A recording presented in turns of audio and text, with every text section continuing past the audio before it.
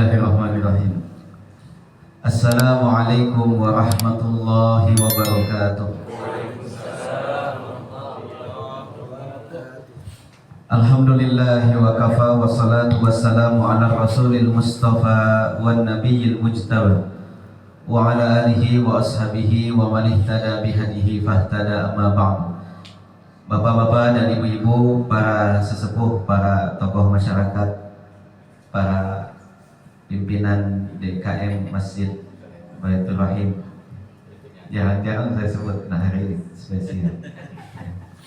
Alhamdulillah kita semua bisa berkumpul di majelis yang mulia ini di saat-saat yang paling istimewa menjelang berbuka.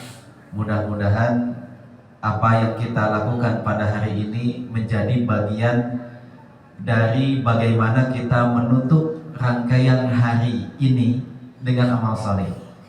Ya.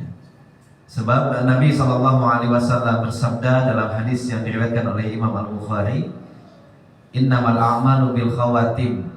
Jadi rangkaian amal itu akan dilihat dari bagaimana cara amal itu ditutup. Ini sebentar lagi puasa kita akan ditutup nih, 1 jam kurang lagi. Maka kita manfaatkan 1 jam ini untuk beramal salih. Mudah-mudahan apa yang terjadi sebelumnya, siang harinya ataupun pagi harinya, mudah-mudahan dimaafkan, dimaklumi dan diampuni Allah Subhanahu wa taala. Puasa kita hari ini dan hari-hari yang lain dicatat sebagai puasa terbaik yang pernah kita lakukan. Sebenarnya saya yang minta pindah ya, karena hari sebelumnya, hari Sabtu juga subuh saya ngisi di Baitur Rahim. Kalau besok subuh lagi 2 subuh berturut-turut, masih mending kalau dapat hadiah gelas 2 subuh berturut-turut. Maksudnya adalah dulu Abdullah bin Mas'ud juga pernah diminta untuk memberikan tausiah setiap hari. Jadi para murid-muridnya berkumpul kemudian demo di depan rumahnya Abdullah bin Mas'ud. Bisa enggak ceramahnya tiap hari? Maklum beliau kan sahabat, ilmunya banyak, takwanya enggak diragukan, dijamin masuk surga. Jadi orang-orang pada berkumpul rindu dengan tausiah beliau. Tapi kemudian beliau mengelak, ya. Bukan apa-apa. Begitulah Nabi SAW mengajarkannya. Jadi jangan terlalu sering tausiah, gitu ya.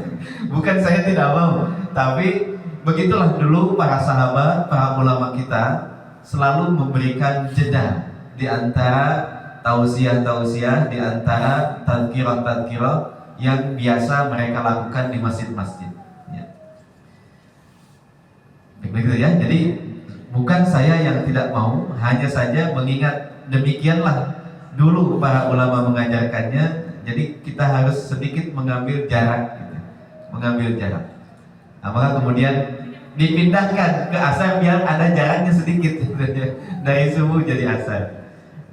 Ala kulli hal, pertemuan ini patut kita syukuri ya, karena ini insya Allah akan membuahkan keberkahan yang luar biasa. Bapak dan Ibu berkumpul di salah satu rumah Allah Subhanahu wa taala untuk beramal salih di dalam bulan Ramadan menjelang berbuka. Tidak ada lagi waktu yang paling mahal untuk beramal soleh kecuali saat ini.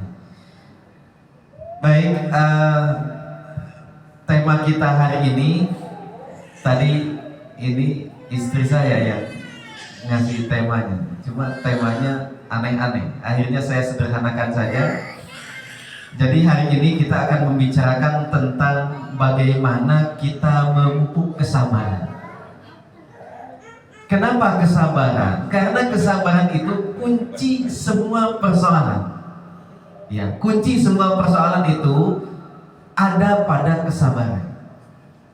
Mau kita mendidik anak, kuncinya kesabaran. Semua teori parenting itu runtuh kalau nggak ada sabar. Berkali-kali kita rajin ikut seminar ya, pengasuhan, pola pengasuhan anak, bagaimana cara mendidik anak usia sekian tahun, usia sekian tahun dan seterusnya. Itu nyaris tidak ada gunanya kalau kita nggak sabar.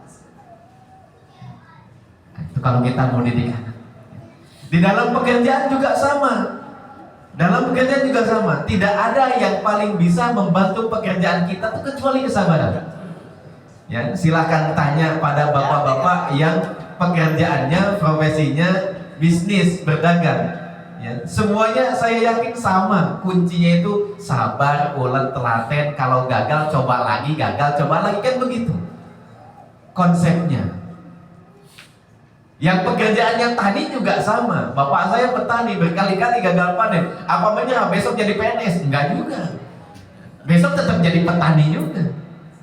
Entah nggak ada kesempatan jadi PNS ya, atau memang ya hari ini gagal, besok kan belum tentu gagal. Ya. Jadi kenapa kesabaran itu penting untuk kita dengungkan terus-menerus tentang kelapangan hati, bagaimana kita pupuk sehingga kemudian hati kita ini bisa lebih luas daripada langit dan bumi. Karena awal mulanya adalah dari kesabaran.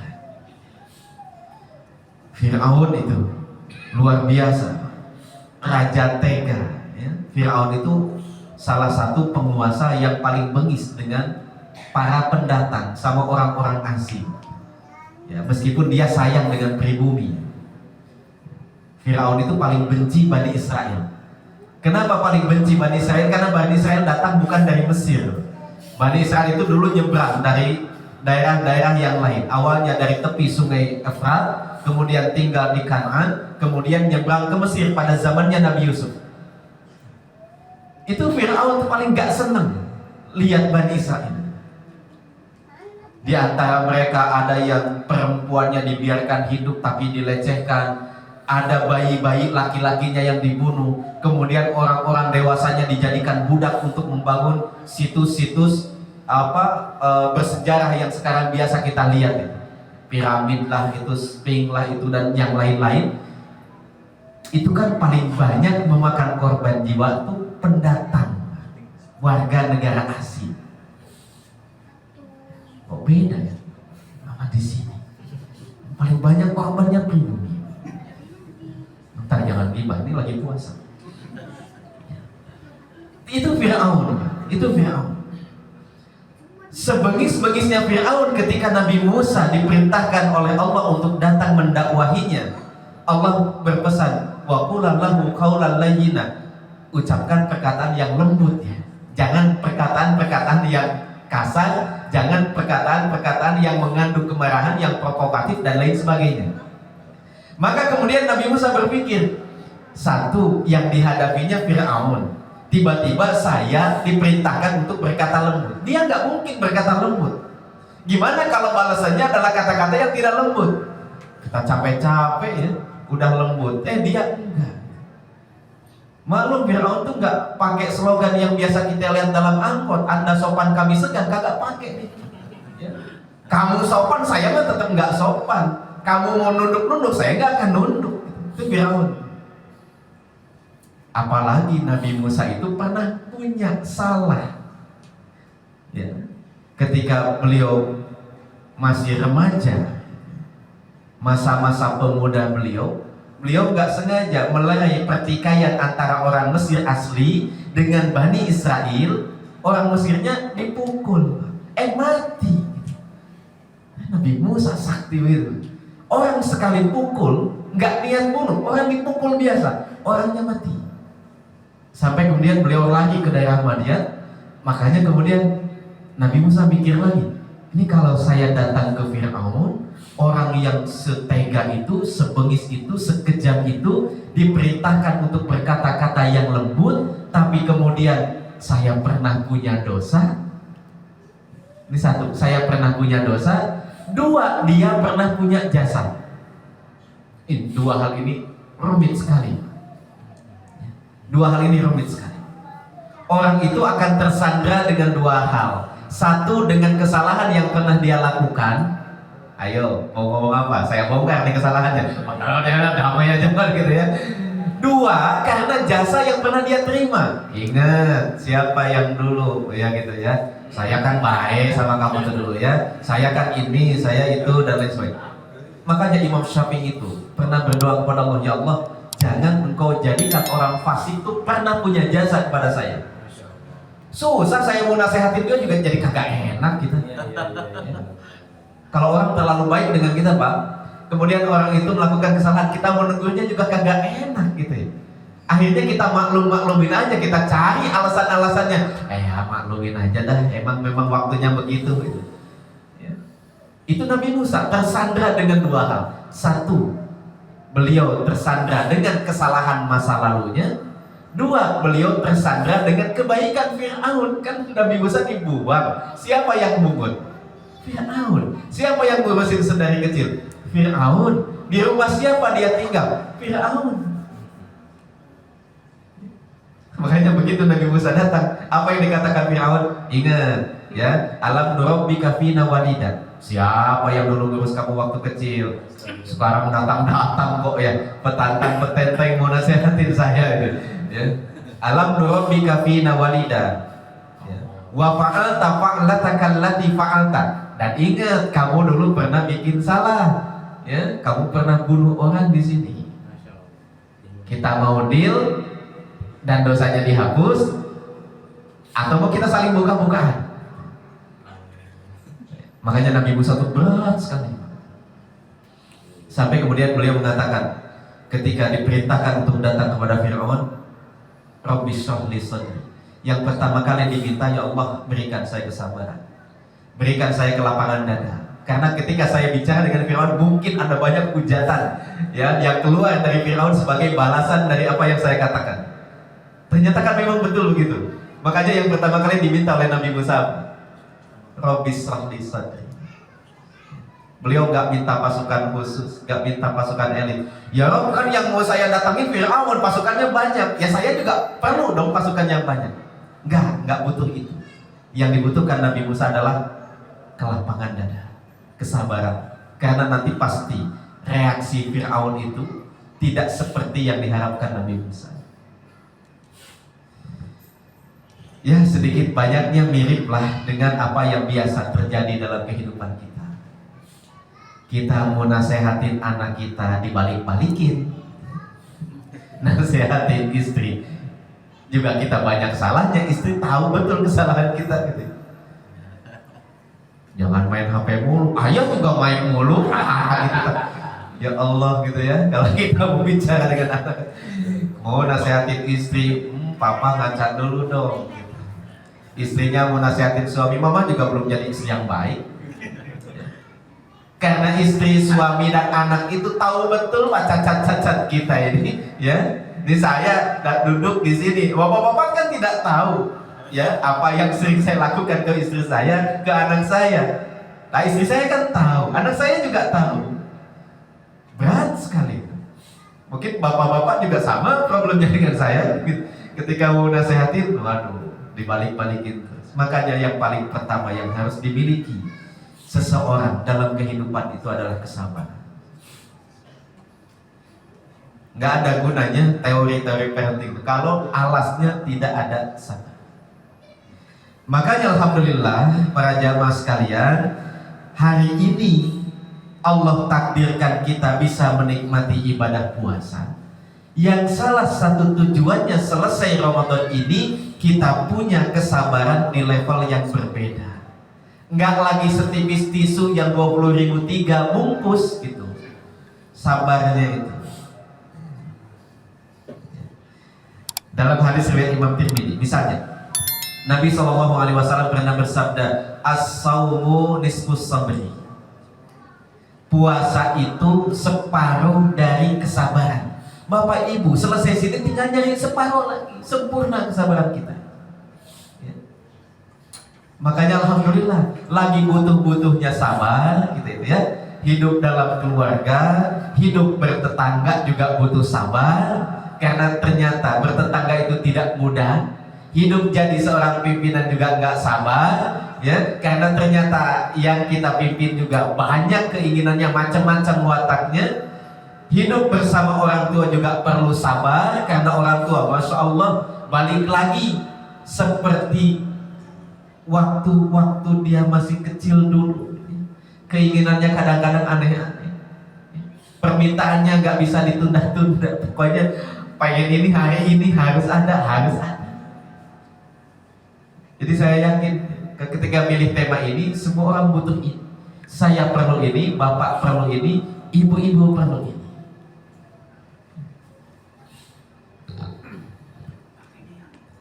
Nah, alhamdulillah sekali lagi hari ini kita puasa.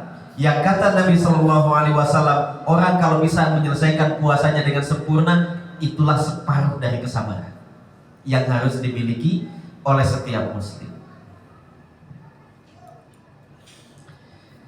Dan kalau nanti ini berhasil, maka nanti semua amal kita ini landasannya itu sabar. Nah, ini yang bikin amalan kita jadi punya nilai yang lain di sisi Allah. Tidak lagi sekian kali sekian, tidak lagi dikali lipatkan sekian. Kalau semua amalan landasannya sudah sabar, pahalanya adalah innama yuwaffas sabiruna ajrahum bighairi hisab. Orang-orang yang melandasi amalnya dengan kesabaran itu pahalanya nggak ada batasannya, nggak ada batasannya. Infaknya nanti dilandasi dengan kesabaran, kemudian mendidik keluarganya dilandasi dengan kesabaran, kemudian sholatnya dilandasi dengan kesabaran, maka semua ibadah yang landasannya adalah sabar ini punya kedudukan yang istimewa di sisi Allah Subhanahu wa Ta'ala. Bahkan ini puasa sendiri ya. Kalau kita lihat hadis-hadisnya kan landasannya sabar. Man shoma Ramadhana, barang siapa yang puasa Ramadan imanan, satu karena iman, wahtisaban, dua karena ihtisab, maka semua dosa-dosa yang telah lalunya akan diampuni. Apa itu ihtisab? Kata Imam Al-Khattabi, ihtisab itu artinya penuh tekad dan kesabaran. Nggak ngitung-ngitung jumlah harinya. Ya, udah berapa lagi? Masih lama lebaran, masih lama. Udah jam berapa? Azan maghrib, masih lama, masih lama. Kata Imam Al-Khattabi, tandanya orang ihtisab itu tidak menghitung-hitung lamanya ibadah puasa, tidak menghitung-hitung lamanya ibadah tarawih, tidak menghitung-hitung berapa banyaknya infak yang kita keluarkan. Itu namanya ihtisab. Kita nggak pernah ngitung itu. Berarti kan landasannya sabar. Maka kalau sudah demikian, ghufirallahu ma taqaddama min dzanbihi, akan diampuni seluruh dosa-dosanya oleh Allah Subhanahu wa Ta'ala.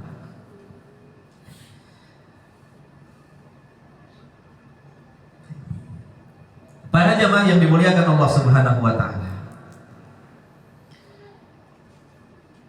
sabar itu, kalau kata Imam Al-Ghazali di dalam kitab Ihya Ulumuddin yang sangat terkenal, beliau mengatakan yang namanya sabar itu adalah ketika dorongan agama mendominasi dorongan hawa nafsu kita. Itu namanya sabar. Itu namanya sabar. Kita duduk di sini, apa hawa nafsunya? Ya pengennya mah nonton sinetron kata ibu-ibu, tapi udah ngaji aja. Itu namanya sabar. Habis subuh pengennya kan tidur, tapi kemudian lah ngaji aja. Itu namanya sabar. Ketika orang bisa menjadikan dorongan agama lebih dominan daripada hawa nafsunya, itu namanya sabar. Jadi kalau begitu, nanti sabar itu tidak berarti kita harus duduk kemudian diam, tidak melakukan apapun. Sabar itu justru dinamis, tapi landasannya adalah agama, bukan hawa nafsu. Ada orang menghina agama kita. Dulu di Mesir ada orang namanya Nasr Hamid Abu Zaid. Dia melakukan pelecehan terhadap Al-Quran dengan mengatakan Al-Quran produk budaya. Apa yang disuruhkan oleh para imam di sana? Bersabarlah kalian. Apa artinya bersabar? Silahkan datangi, silahkan debat, silahkan demo, tapi motifnya agama, bukan hawa nafsu. Itu sabar. Ya. Ini anak nakal gitu ya, nggak mau sholat. Ya udah sabar aja. Betul, sabar. Bagaimana cara sabarnya? Kalau umurnya sudah 10 tahun, ambil lidi yang paling kecil, dipukul kakinya, itu namanya sabar. Itu namanya sabar. Nah, ini definisinya dulu. Jadi puasa, kemudian sabar dengan pendidikan keluarga. Ya, temanya puasa, sabar, dan pendidikan keluarga. Kenapa kita harus sabar? Tadi sudah dijelaskan, karena semua urusan kalau ada sabarnya itu insya Allah pasti selesai. Insya Allah pasti selesai. Ya. Kemudian kenapa dengan puasa? Karena puasa kata Rasulullah itu separuhnya sabar. Itu separuhnya sabar. Jadi itu sudah kita selesaikan dua hal. Satu, hubungan antara puasa dengan sabar. Dua, kenapa kita harus bersabar. Nah, bagian yang ketiga adalah kenapa kita harus bersabar di dalam mendidik anggota keluarga kita. Ini yang saya maksud anggota keluarga itu bukan hanya anak-anak kita, ya, tapi istri kita, tapi juga suami kita, tapi juga orang tua kita yang lebih sepuh daripada kita. Itu juga anggota keluarga yang dimana bapak-bapak dan ibu-ibu punya tanggung jawab di atas pundaknya untuk membawa mereka semua ke dalam surga. Jadi tanggung jawabnya bukan cuma transfer tiap bulan untuk orang tua kita, ya, bukan cuma mengingatkan sudah makan apa belum.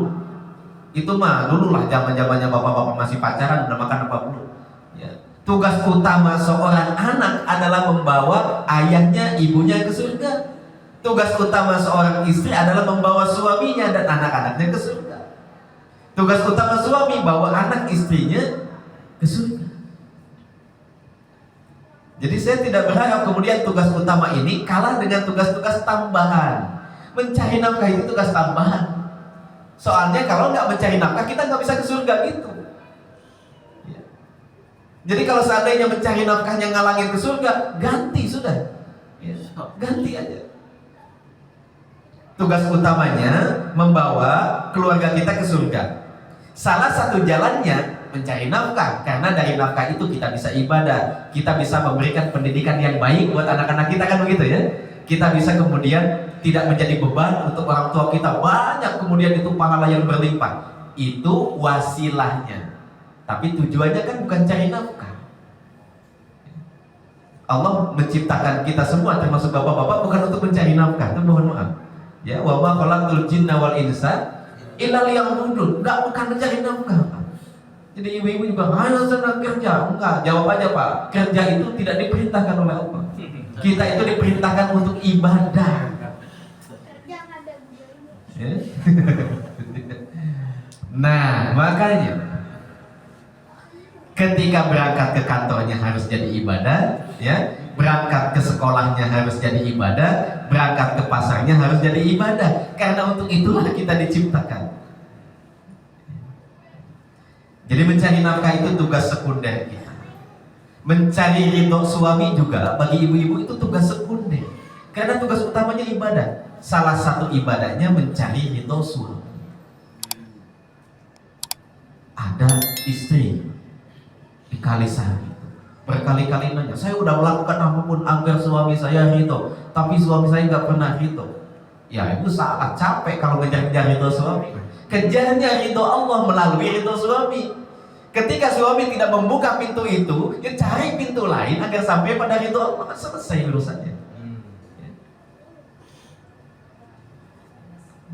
Jadi ini pentingnya bersabar di dalam keluarga.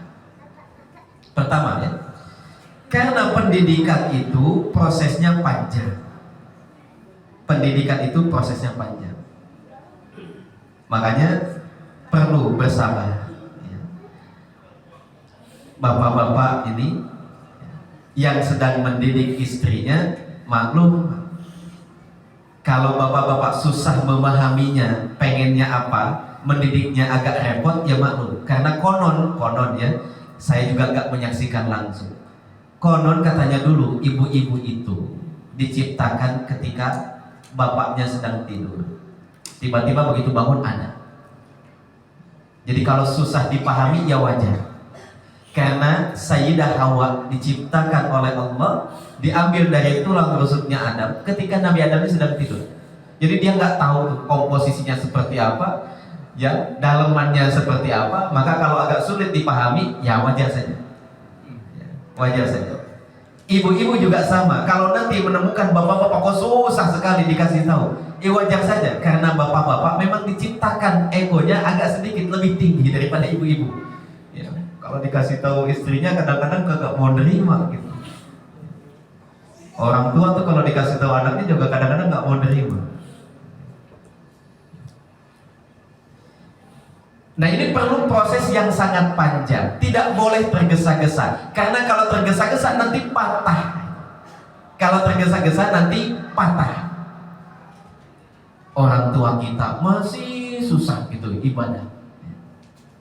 Maka perlu waktu yang panjang. Nggak bisa kemudian kita sekarang nasihati, besok tiba-tiba berubah menjadi soleh. Nggak bisa. Anak kita juga sama, suami kita juga sama, istri kita juga sama. Perlu waktu yang panjang. Makanya perlu kesabaran. Makanya perlu kesabaran. Insya Allah lah, meskipun susah juga, sabar itu seperti buah jadam. As-sobru kas-sobri. Buah jadam itu kalau dalam bahasa Arab itu namanya sobrun juga. Sobrun, as-sobru, sobrun. Sabar itu buah jadam. Ada yang pernah makan buah jadam? Jadam Arab pernah makan? Itu biasa dihaluskan jadi ramuan, jamu-jamu gitu.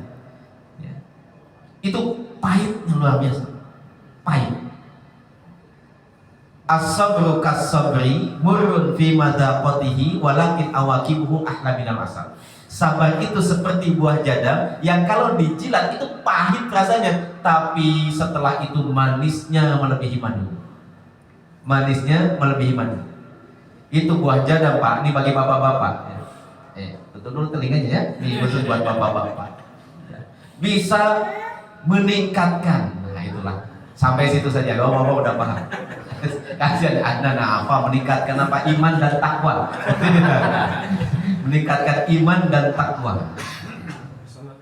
Bisa kuat bangun malam untuk tahajud. Bagi ibu-ibu, buah jadam itu menambah awet muda. Menambah awet muda.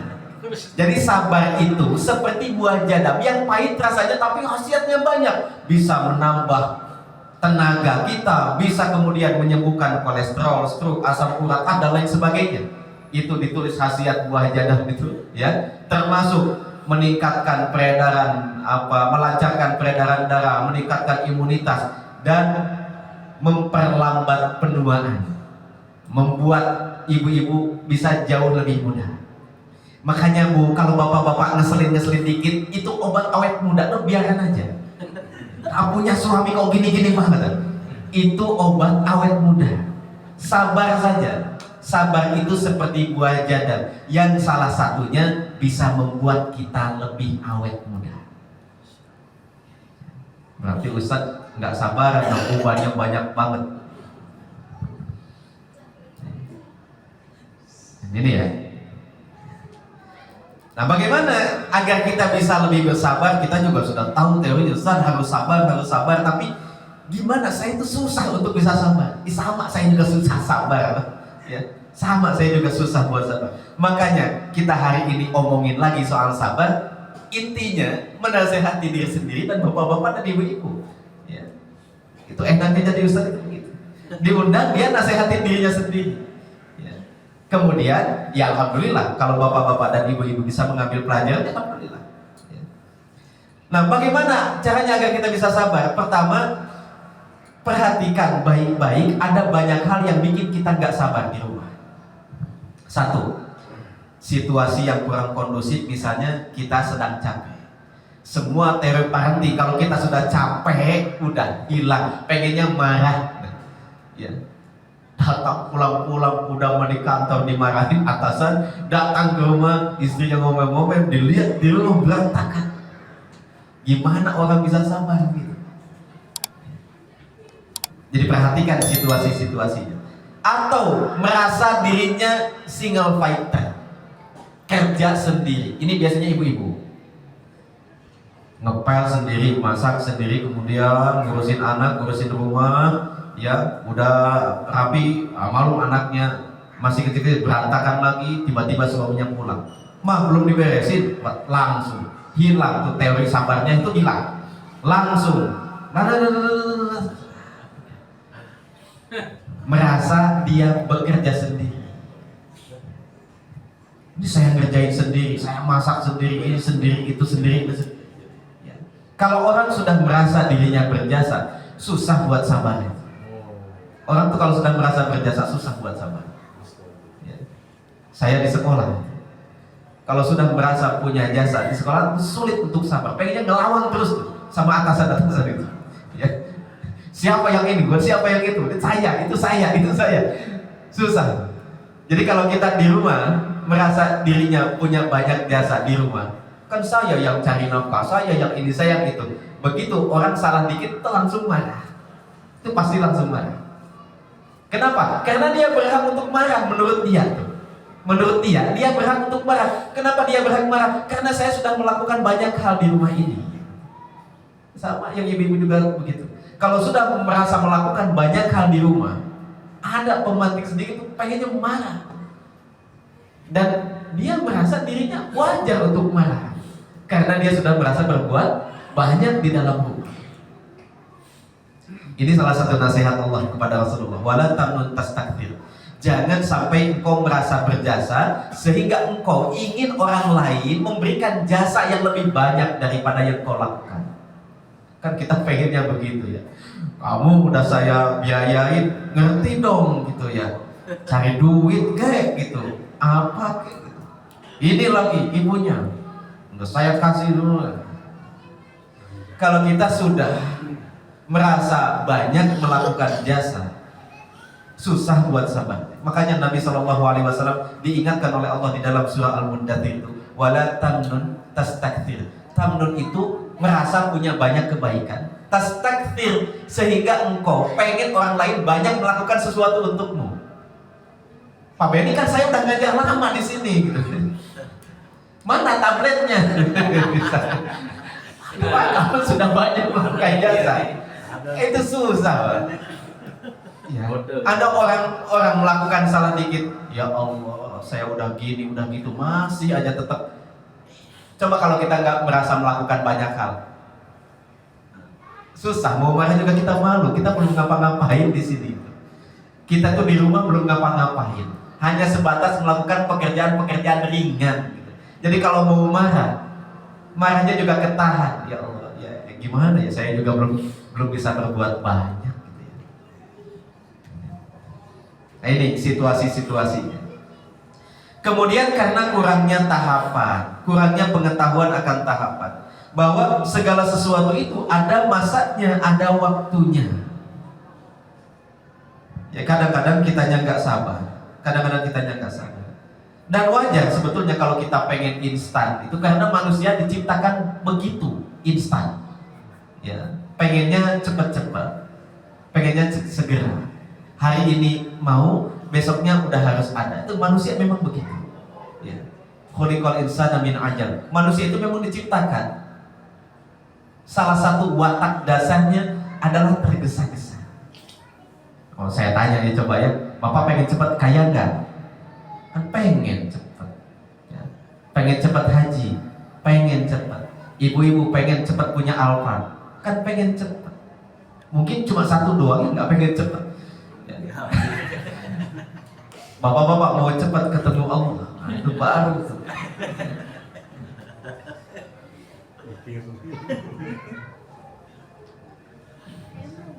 Ayo kita cas lagi lah. Kita cas lagi.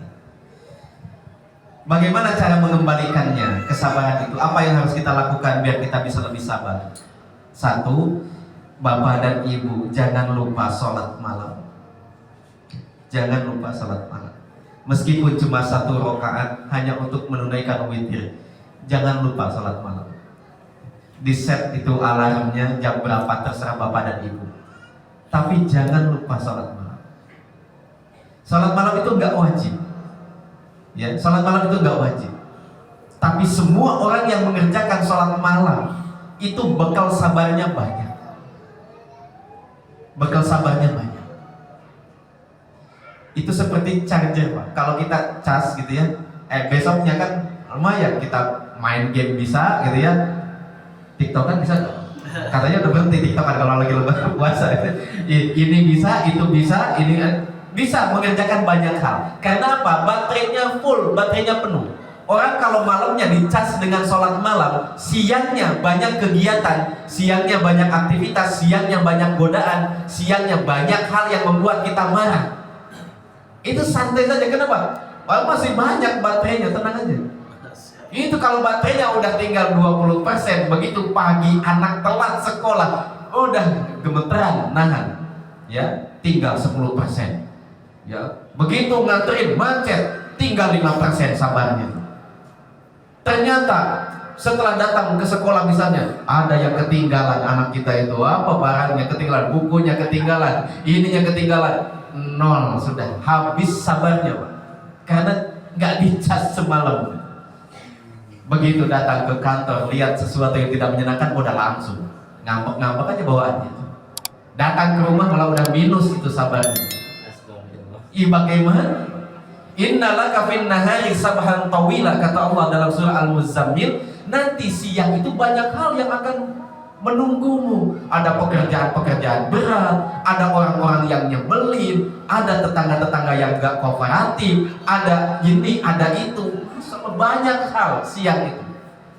Makanya kata Allah, ya ayyuhal muzammil qumil laila illa qalila nisfahu awil qusminhu qalila.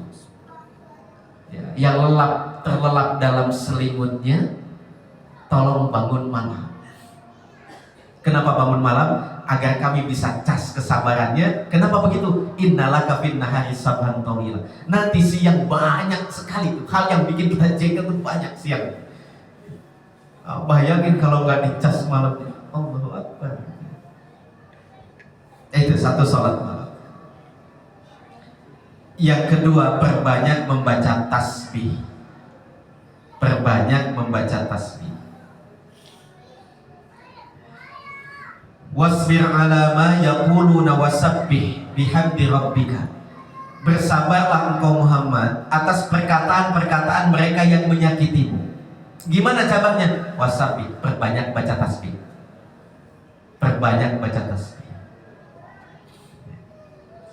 Jadi Nabi itu kan dituduh orang gila, ya, dituduh penyihir, dituduh sebagai dukun, dituduh ini, dituduh itu.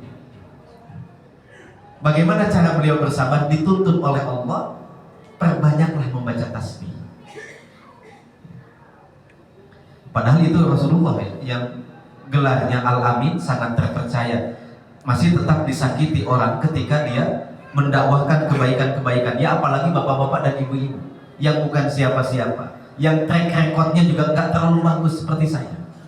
Sama, saya juga nggak terlalu bagus. Jadi mudah orang mencari cacatnya itu. Ketika kita menyampaikan emang Ustadz mudah gitu ya. Banyak cacat.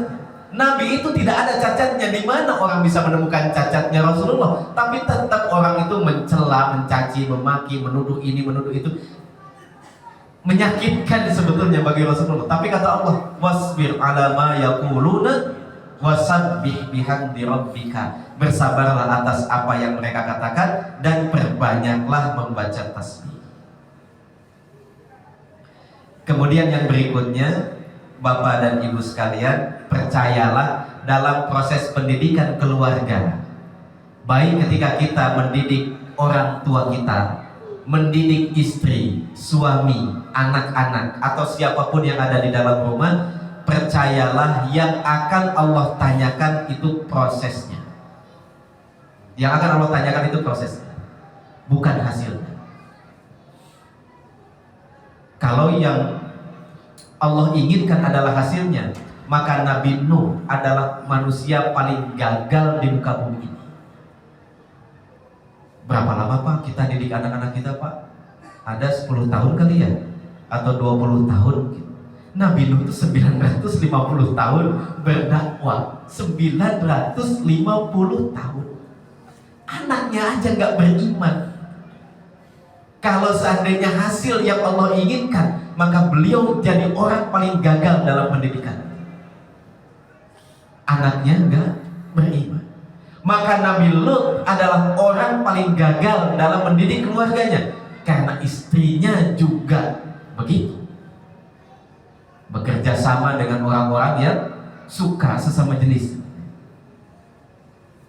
Maka Nabi Ibrahim juga jadi orang paling gagal karena ayahnya gak mau ikut. Maka Nabi Muhammad juga jadi orang paling gagal karena pamannya juga gak mau ikut. Ini biar kita gak putus asa. Saya udah capek nasihatin anak saya. Saya udah capek nasihatin istri saya. Saya udah capek nasihatin suami saya. Yang Allah inginkan adalah konsistensi kita dalam mendidik keluarga, bukan hasilnya, bukan hasilnya.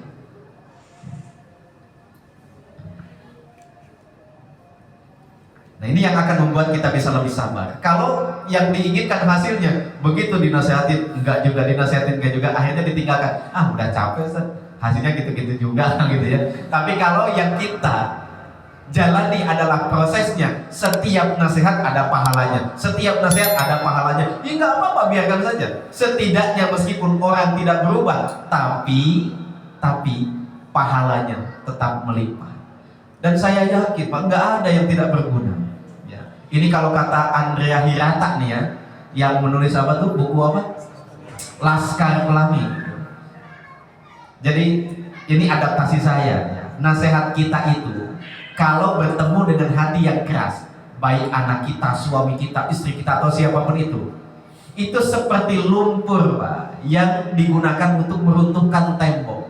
Coba lemparin lumpur itu ke tembok, runtuh tidak? Enggak, tapi berbekas. Kita nggak tahu bekas itu akan dia lihat kapan. Mungkin setelah kita meninggal dunia baru dia lihat.